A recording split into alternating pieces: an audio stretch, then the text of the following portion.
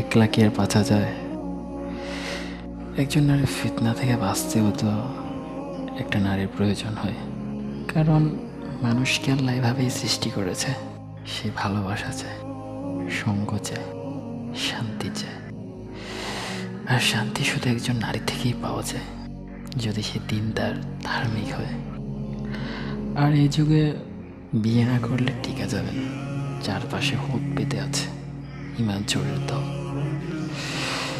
যেখানেই তাকাই নারী আর নারী, কোথাও থেকে চোখ বাঁচানোর মতো অবস্থা দেখতে পাচ্ছি না, শুধু বিয়ে ছাড়া। আর এই যুগে বিয়েটা এতটা সহজ না। আর অপরদিকে চাইলেই যে কেউ যেনা বেবিচারে লিপ্ত হতে পারবে, তবে একটা হালাল বন্ধনে আবদ্ধ হতে পারবে না। একটা 16-17 বছরের মেয়ে বয়ফ্রেন্ডকে সাথে নিয়ে নষ্টামি করতে পারবে, পার্কে ঘুরে বেড়াতে পারবে, রিক্সায় চড়ে বাদাম খাওয়াতে পারবে। কিন্তু সেই একই মেয়েটাকে যখন কেউ বিয়ে করতে যায়, তখন সোসাইটির কিছু অতি বুদ্ধিজীবী লোকেরা বলে এটা বাল্যবিবাহ, এই বিয়েটা কোনোভাবেই দেওয়া যাবে না।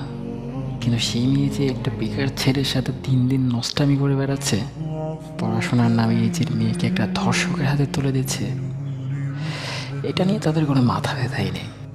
বাট একটা মেয়ে হালাল বন্ধনে আবদ্ধ হবে, এটাই তাদের চুলকায় বেশি। আল্লাহ তাআলা আমাদেরকে বোঝার তৌফিক দান করুক।